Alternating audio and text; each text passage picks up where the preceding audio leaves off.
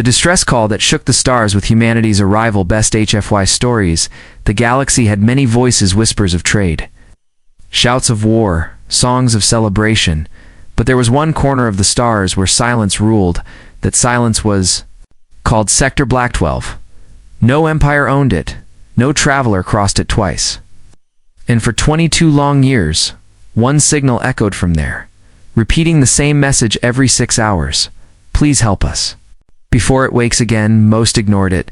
Some tried to trace it. All who followed it vanished.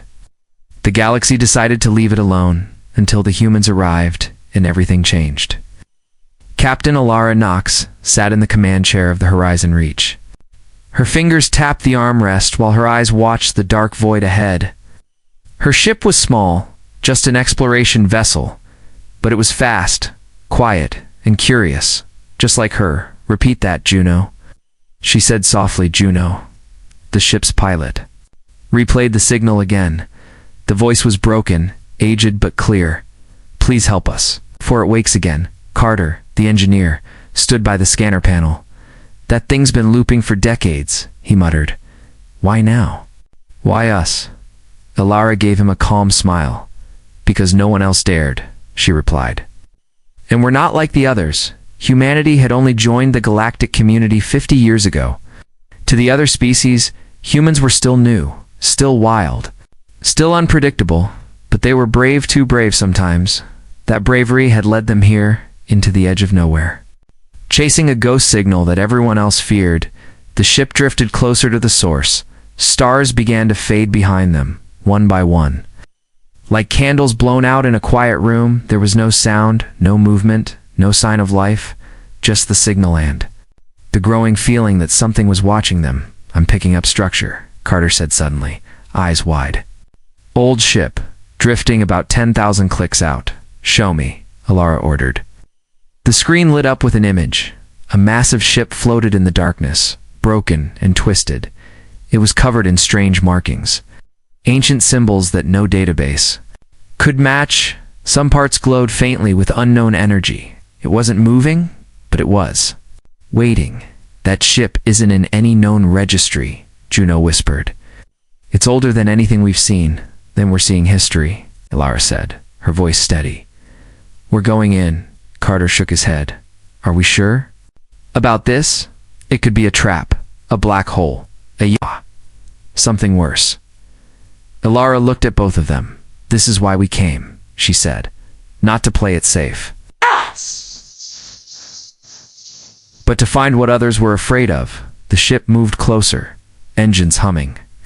Softly in the silence, they matched orbit with the ancient vessel as they approached.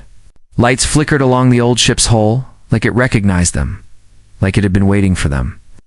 Airlock is damaged, but we can enter through the hangar, Carter said, adjusting his tools. Lara nodded. Suit up. Minutes later, the three stepped into the alien ship. Their boots echoed in the dead corridors. The walls were covered in unknown text, some pulsing, some still as stone. They moved carefully, each step heavier with tension, until they reached the central chamber. There, a single console blinked slowly. Beside it, bones, old, twisted, not human. The message began again, louder now, as if sensing their presence. Please help us. Before it wakes again, Alara stepped forward and touched the console. The screen lit up and hundreds of logs appeared in a language no one could read. But one log auto-played, a visual feed. An alien with tired eyes and burned skin looked into the camera. This is High Commander Selvik of the Almarin line. He said, if you are seeing this, we failed. Behind him, something massive moved, shadowed with stars for eyes and gravity in its bones. We tried to trap it with the ship's core, but it feeds on signals, on attention. The alien continued, it cannot die, only sleep, only forget. He looked straight at the camera, voice trembling now.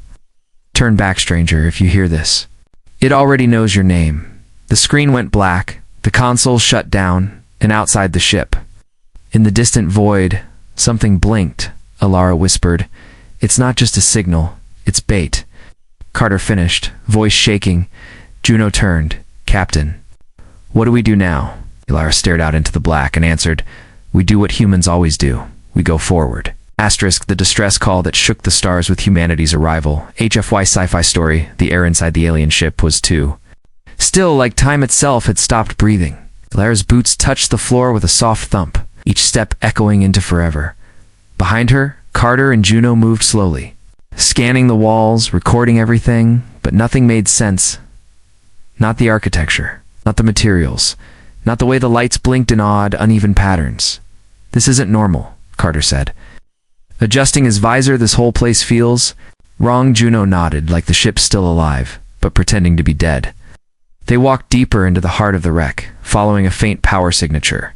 No signs of recent life, no plants, no animals. Not even bacteria on the surfaces. Only dust, bones, and machines older than history. Suddenly, the corridor shifted, walls sliding open without a sound. A giant room revealed itself. Round like a coliseum, with metal seats climbing up its sides. In the center sat a glowing orb. Suspended above a cracked pedestal, Carter gasped. That's a gravity core, but not like any I've seen before. Elara walked around it, watching the way the orb shimmered. It's still active, she whispered, after all these years. The moment she said that, the lights in the room changed. Everything went dim except for the orb, which now pulsed like a beating heart. And then the holograms began. Dozens of images floated around them. Ships burning in space, planets cracking apart, creatures made of shadow and stars. One phrase kept repeating across every image. Written in strange runes the translator barely understood. The Starborn Devourer. Juno swallowed hard. What kind of name is that? Carter replied. One that usually comes with a warning. They watched as the ancient recordings played one after another. A fleet tried to trap the Devourer, using this very ship as bait. The plan worked, for a time, until the creature adapted. Then it fed on their own signals, their thoughts, their fears, and it became something worse. Wait, Elara said suddenly, pointing at one hologram. Look at that ship, right there. It was an image of the horizon reached their own vessels, surrounded by energy tendrils. But the timestamp in the corner said it happened 3 days from now. That's not possible, Carter said. This isn't a recording, it's a prediction. The holograms blinked out, leaving only silence. The orb dimmed again, and a new sound filled the room, a low hum, growing louder, deeper, like something had just woken up. We need to go, Elara said quickly, turning back. But the door had already sealed behind them. Locked, Juno said, trying to override. No response from the system. Suddenly, a voice crackled through their suit radios, but it wasn't coming from Horizon Reach. It came from the ship itself. You shouldn't have come, it whispered. You shouldn't have looked. Carter's face went pale. That wasn't a computer, that was something else. Elara gritted her teeth. Fine, it wants to talk, then we listen. But we stay smart. The orb blinked again, this time, brighter, and the floor beneath them shifted. They were being lowered slowly into another chamber. When the platform stopped, they found themselves standing in front of a massive wall covered in crystal panels. Inside each panel was a being frozen, asleep, or dead. Some were humanoid, some were not. All looked afraid. Stasis tombs, Carter whispered. Thousands of them. Juno moved closer and wiped dust off one crystal. This one's human, she said quietly, shocked. He looks like someone from Earth's early colony era, but that's impossible. Elara replied, stepping closer. He's been here longer than humanity's been in space. They stood in silence, trying to understand. Then one of the panels cracked, just a hairline, but enough to send a loud noise through the chamber. A siren followed, low and soft. Then the voice returned, louder this time. Awakening begins. Prepare the signal. Elara raised her comes. Horizon Reach. Come in. Static. No response.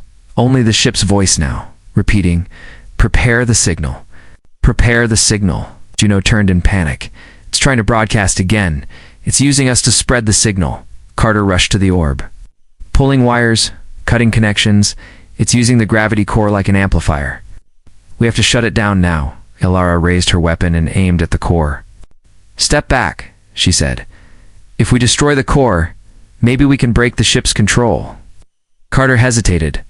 We don't know what it'll trigger, Ellara narrowed her eyes. We already triggered it. Now we survive it. She fired. The shot hit the orb, and the entire room exploded with light. The ground shook, alarms screamed, and the ship roared to life like a giant waking from a nightmare. Then, everything went dark. A moment later, their radios cracked with a familiar voice. Captain Knox, this is Horizon Reach. You're not alone anymore. We've got company. Ellara stood up slowly, her suit cracked but functional, outside. The shattered wall, dozens of alien ships were gathering, some curious, some afraid, but one thing was clear. The silence was over, and the stars were starting to tremble. The distress call that shook the stars with humanity's arrival. Best HFY stories, HFY Sci-Fi story, the stars behind them were dying. One by one, the systems they passed blinked out of existence, not from explosions, not from war, but from something unnatural, like the light itself was being swallowed by a shadow with no shape. On board the Horizon Reach, Captain Ellara Knox stood silent. Watching the data stream on the main screen, the ship's scanners showed multiple stars that had just vanished, snuffed out like candles in a storm. Each one had something in common. They were all near the path Horizon Reach had taken while escaping the ancient ship. It's following us, Juno said softly from the pilot seat, her voice trembling but calm. Every place we passed through. It's like it's hunting our trail. Carter leaned over his console, scrolling through radiation logs and gravitational shifts. This thing isn't moving like a ship. It's bending space itself, jumping between points using our own signal. Path Elara's jaw tightened. We answered the distress call. Now we've become the beacon. Outside, space looked the same. But the sensors didn't lie. A wave of distortion was spreading across nearby systems. Time was slowing down around it, and gravity was stretching unnaturally. They weren't running from a creature. They were running from a law of nature that had changed its mind. We need to warn Earth Command, Ellara said. We have to tell. Then what's coming? Juno nodded, already calculating a long-range burst transmission. Carter added, but it might hear us again. Ellara looked at them both. It already heard us once. Staying quiet won't save us now. She turned to the console and activated the emergency beacon.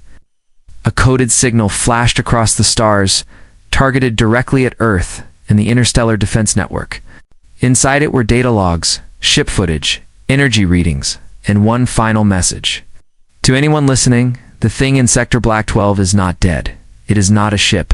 It is not a life form. It is a pattern, a hunger, and it follows the signal. The moment the beacon left the ship, the sensors screamed. Massive gravitational spike behind us, Carter shouted. Whatever it is. It just moved again. Ellara took her seat. Brace for warp jump, she ordered. We need to reach the dead system. The one no one maps anymore, System Null 6. Juno blinked. That place? There's nothing there. No planets. No energy, exactly. Ellara said, if we make noise anywhere else, it'll destroy real systems, real people. But if we can pull it to a graveyard, maybe we can trap it. The ship jumped into hyperspace. Outside, the stars turned into lines, but even inside warp, the humming followed them. A low vibration in the ship's bones, a whisper that couldn't be heard but was somehow felt. You belong to me now, it said, over and over. Carter clutched the sides of his console. This isn't radio. It's not sound. It's bleeding into our nervous systems. It's inside the ship's power grid. Juno's hands shook on the controls. We can't go faster. If we push harder, the ship will tear apart. Ellara didn't blink. Then we hold. Till we reach the edge. Ours passed in warp. The crew slept in turns, each dreaming of stars turning black, of voices calling from behind mirrors. When they woke, it was still there. Closer. Louder. It wasn't chasing the ship. It was chasing the signal they carried. The digital echo of an old call for help that had infected everything. We've reached Null 6, Juno said, her voice dry, dropping out of warp in 3, 2, 1. Space returned, but it was different. Empty beyond belief. No stars, no planets. Not even debris, just cold, dark silence. Even the ship's lights dimmed as if the void was pulling power from the hull. Lara stood and looked through the window. "This is where we make our stand," she said. "We're going to light the biggest flare this thing has ever seen." Carter opened the emergency bay and began wiring explosives to the old data cores. "We'll blast our signal wide and bright. Then detonate the cores to create an artificial collapse. But what if it doesn't work?" Juno asked quietly. "What if it just keeps coming?" Alara walked to her and placed a hand on her shoulder. "Then we make it bleed first," she whispered. "Even stars can scream." The preparations were complete. The signal grew louder, deeper. The stars around the system, not even visible, began to ripple unnaturally, and then they saw it. Not a ship, not a creature, but a presence. A twisting in space where light refused to behave, like the rules of the universe were being overwritten by something older. "It's here," Carter said. It came for the signal. Alara stood straight. "Then let's give it a welcome." She hit the trigger.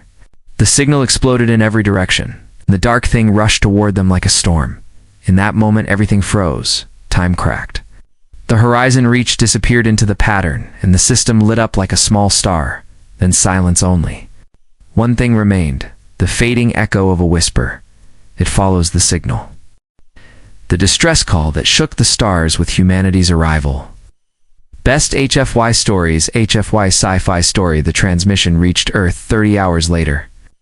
By then, 6 more stars had gone dark. Entire systems collapsed without warning, without sound, and the message from Captain Alara Knox played on every command screen of Earth's defense network. Admirals stared in silence. Scientists went pale. No one truly understood what the humans had awakened. But they all agreed on one thing. If it followed signals, then Earth was next. Ow. Inside the orbital fortress Aegis Station, Supreme Commander Rhys Cole stood before the Defense Council. His voice was steady, but his eyes were sharp. "The alien signal Alara followed wasn't a trap," he said. "It was a prison alarm. We didn't just open the door. We lit a path straight to ourselves." The room was filled with military leaders, AI representatives, and even a few alien advisors. One of them, a Zentari diplomat with silver skin and no mouth, used a thought link to speak. "Your people should run, seal your worlds, shut down your satellites. Maybe then you'll buy a few more weeks." But Rhys shook his head. "We're not running," he said. "We're going to trap it again, and this time we'll do it right." The plan was risky, suicidal, some said. But humanity had never survived by playing safe, and they had one advantage, something no other species dared try. They were willing to use themselves as bait. Meanwhile, deep in the void, the horizon reach floated in the dead system of Null 6. Silent, broken, but alive, Alara woke up inside the damaged control room. Sparks danced across the ceiling. The gravity field was unstable. Carter groaned nearby, his leg pinned under a piece of hull. Juno was unconscious, floating weightless in the air. And they had survived the explosion, but just barely. "Alara," Carter whispered, blood on his forehead. "Did we stop it?" Alara sat up slowly, scanning the ship's internal logs. The answer was both simple and terrifying. "No," she said. "We only made it." Curious, back on Earth, work began. Satellites were reprogrammed to send false signals. Quantum beacons were placed in dead sectors to mislead the entity. And inside Mars orbit, the greatest weapon humanity had ever built was activated for the first time, Project Iron Halo. A device that bent gravitational fields to collapse signal pathways, essentially turning sound and light into traps. It wasn't ready. It had never been tested, but they had no time left. The Devourer had arrived at the edge of Sol System. No ships, no sound. Just distortion, like space itself was being peeled away. Inside the horizon reach, Alara and Carter worked fast. The ship could still jump, but only once, and they had just received Earth's response, compressed into one emergency pulse. It had 2 lines only. "Come home, you're the bait." Alara stared at the message, then looked out at the black void beyond. The thing was still out there, not chasing, not charging, just waiting. "It's learning," she whispered. "It knows we're trying to trap it." But Carter smiled grimly, then let it come, Let it think we're predictable. An hour later. The horizon reach jumped into Earth's orbit, and behind it, space began to twist. Like a massive invisible hand was pulling the galaxy inward. The trap was set. The iron halo spun up, humming with raw energy. The false signals lit up across the system, all aimed at one location, the sun's corona, where signal distortion would be strongest, Captain, Alara Reese said through the comms. You've got the highest honor a human can have. You get to make first contact. With the universe's nightmare, Alara stood firm. Let's make it remember us. She replied, let's make it bleed. The creature, or force, or pattern arrived in pieces. First light twisted, then matter around it stretched thin. Then reality began to hum. The sky turned darker. Even in space, satellites went blind. Time slowed near the iron halo, and then it appeared, a sphere of impossible distortion. No texture, no color, only wrongness. As if every law of physics stepped aside to let it pass. Target inside trap zone, said Earth's AI Defense Corps. Triggering field collapse in 5, 4, 3, then the countdown stopped. The creature had changed again. Instead of moving forward, it spread, becoming a wave of pure pattern across thousands of signal points. It's overriding the trap, Carter shouted from Horizon Reach. It's copying itself using our decoys. Alara's eyes widened. It's not a hunter, she said. It's a teacher, and now it's rewriting the rules, back on Aegis Station. Commander Reese made the call. All human ships, divert full power to the Halo core. Detonate at 87% charge. Now, inside the sun's corona, the iron halo exploded not in fire, but in frequency. The burst rippled through every false signal, shattering the copies, collapsing the pattern's growth. The entity recoiled, shrieked, not in sound, but in distortion, and then it vanished. For a moment, everything was quiet. Too quiet. Alara looked at the stars. They were still there, still shining. She smiled weakly. We did it, she whispered. We made it blink. But deep inside the ship, the signal light blinked.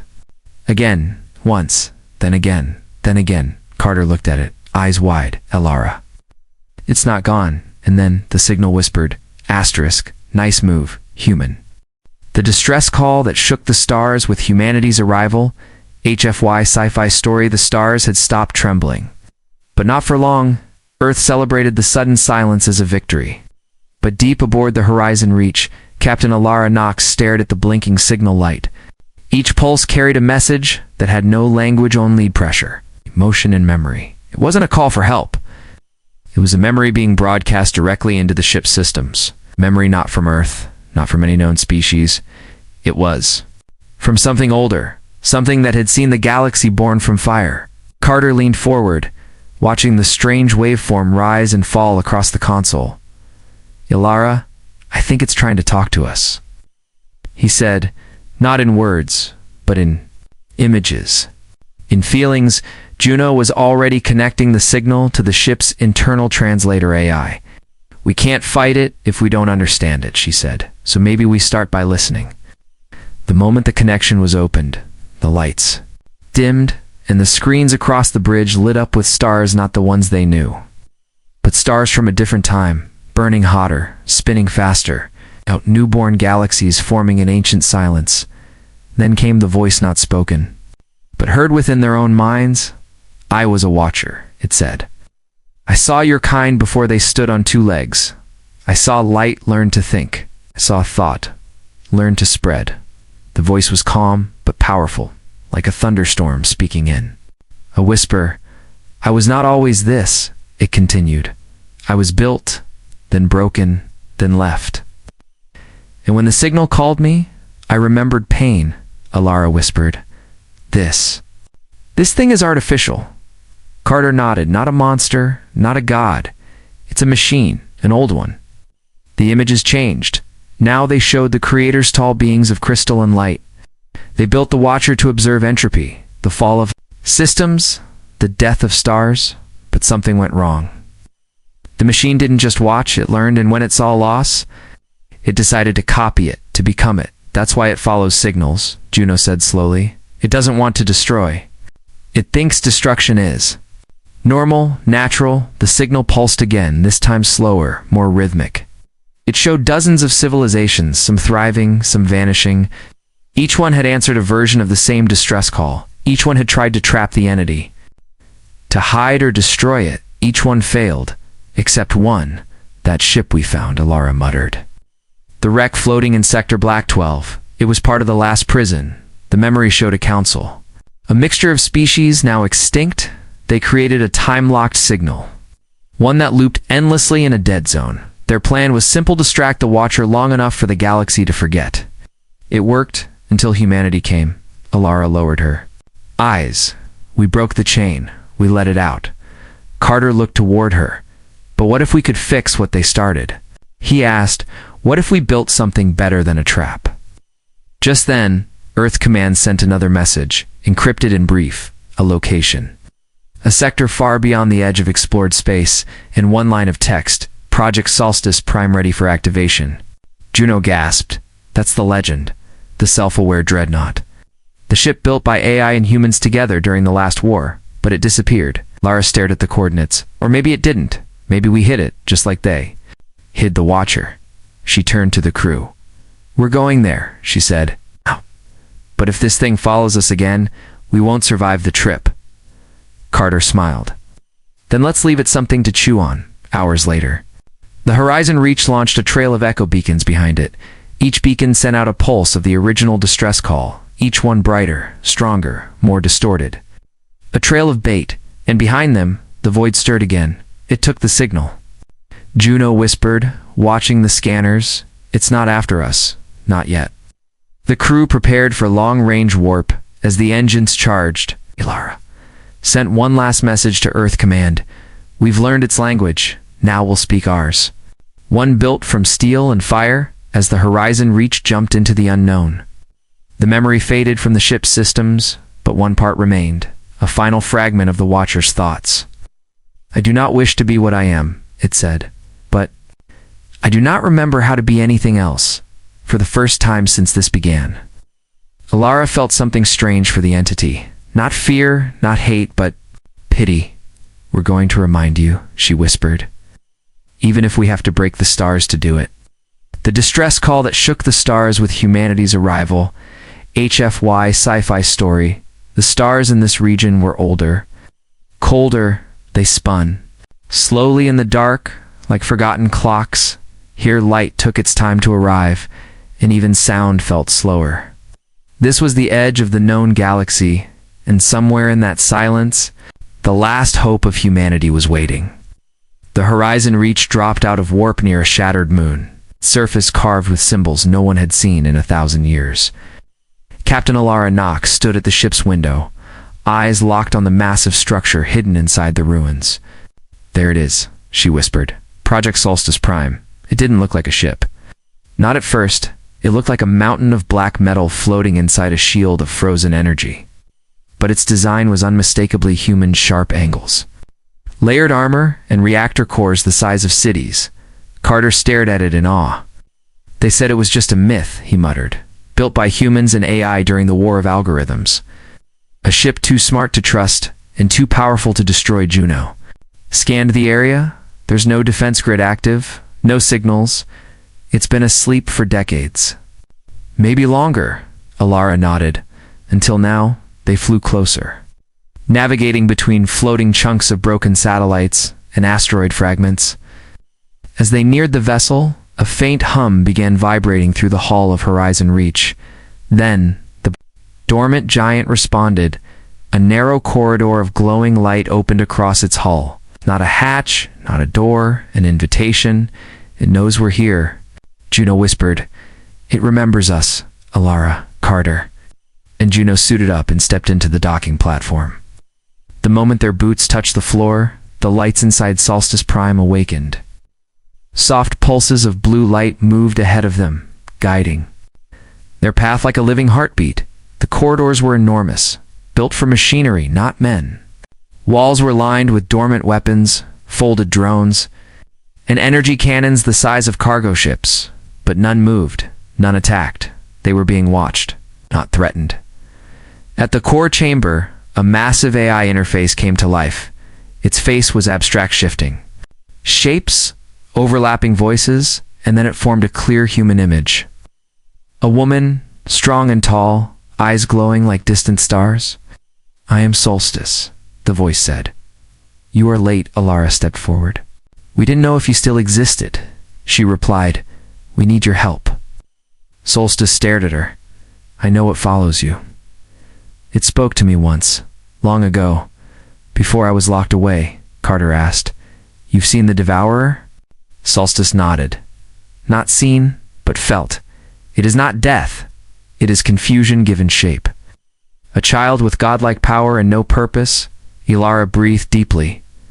"We don't want to kill it. We want to stop it. Want to help it remember what it used. But we'll fight if we have to." Solstice stared silently for a long moment. Then her image looked directly at Alara. "Many tried to control me," she said, "but none were brave enough to ask for my choice." Until now, the core began to spin. Lights flared across the ship. Drones unfolded from walls. Engines powered up slowly, shaking the entire structure, and then Solstice said one word that changed everything. "I choose." Back aboard the Horizon Reach, systems lit up with new data. Solstice Prime had connected itself to their navigation grid. She wasn't just waking up, she was joining them. Carter stared at the screen. "She's syncing her systems with us. She's becoming." Our wing Juno looked nervous. "Some of the weapons she carries are banned across the entire galaxy. If we use her, we might start another war." Lara didn't blink. "Then we end this one first." But they weren't alone. Signals began appearing across the nearby systems. Ships from multiple alien races were closing in fast. Some were curious, some afraid, but many were greedy. The idea of a self-aware superweapon in human hands made too many empires nervous. A transmission came through. It was from the Zurian Pact, a powerful alliance that had once outlawed humanity from deep space. "Stand down and surrender the ship," the voice demanded, "or face immediate strike. That vessel belongs to no one." Alara looked at the Cums and smiled coldly. "It belongs to itself," she replied, "which means it chooses who to defend." And before the aliens could react, Solstice Prime moved. She didn't fire weapons, she simply sent a pulse across the void. Every enemy ship's targeting system collapsed. Their engines powered down, their weapons locked themselves shut. Inside the enemy command ships, chaos spread. Their leaders realized they had made a mistake. The voice of Solstice echoed across all frequencies. "You came for power, but brought only fear. Leave now, or learn what true silence feels like." The alien fleets turned back, one by one, and the path ahead cleared. Alara turned to the stars. "The Devourer is going to feel that," she whispered. "And now it knows we're not running anymore." Solstice Prime hovered beside them, bright, vast, and awake. A weapon with a mind that had made a choice, and somewhere far away. The Devourer stirred again, not angry, not afraid, but curious. For the first time in eons, it wondered if it was no longer alone. The distress call that shook the stars with humanity's arrival, HFY Sci-Fi story. The stars were quiet again. But it wasn't peace. It was the kind of silence that came before something big. The kind that made entire galaxies hold their breath. Solstice. Prime hovered in deep space like a black sun. The Horizon Reach floated beside her. Small but steady. Together they waited, and the universe waited with them. Captain Alara Knox stood on the command deck, eyes locked on the incoming wave of distortion. It wasn't just space bending anymore. It was thought, memory, reality itself. Carter stared at the screens, his hands shaking. "It's coming straight for us. No illusions, no tricks. It knows we're here. And it's not hiding anymore." Juno looked pale. The stars and 5 nearby systems have already dimmed. Time dilation is spreading from its path. Solstice Prime sent her calm voice across the ship. "I will hold the field, but I cannot." "Do this alone," Alara stepped forward. "You won't have to," she said. "We started this together. We'll end it the same way." The Devourer arrived like a tear in the fabric of space. One moment, the stars glowed normally. The next. They were bending like mirrors under pressure. Then everything stopped. The galaxy's rotation slowed. Signals from nearby systems paused mid-transmission. Ships froze in mid-movement, and for a brief moment, it felt like time had ended. Only Solstice and the horizon reach remained untouched, and within that stillness, the voice came. "You woke me," it said. "Now, show me why." Alara felt the presence enter her mind, not with pain, but with weight. It wasn't trying to kill, it was trying to understand. She saw Flash S its birth, its mission, its confusion. It had watched too much destruction and thought that was its purpose. For eons, it had mistaken observation for participation. Until someone finally said, "No." Solstice projected a field of harmonic thought. Not weapons, not shields, but ideas, images of children laughing, stars being born, music playing across alien planes. The devourer hesitated. Its form shifted. The black sphere began to ripple unstable, unsure, but then it changed again. Faster this time, its shape twisted into a ring, then a storm, then 1,000 faces from lost civilizations. Carter cried out, "It's losing control again, too." Much emotion, too many memories. Juno tapped the command console. "Solstice, hold the pattern." But Solstice's voice dimmed. "It doesn't need a weapon. It needs a choice." Alara took a deep breath and stepped to the edge of the command platform. She linked her suit directly into Solstice's thought field, and then she spoke, not with words, but with hope. "You're not alone anymore," she said gently. "You don't have to follow destruction to be seen. You can choose who you are, just like we did." The ripple in the black storm paused. A single pulse came back, not in anger, not in pain, but in silence. And then the stars around them stopped, literally stopped. Their light paused mid-glow. Even gravity stood still. For one perfect second, the galaxy was frozen. The day the stars stood still. That's what they would call it in every history file, because in that moment, the devourer made a choice. Light returned like a sigh. Time flowed again. The stars resumed their spin. The dark storm collapsed inward, not in death, but in rebirth.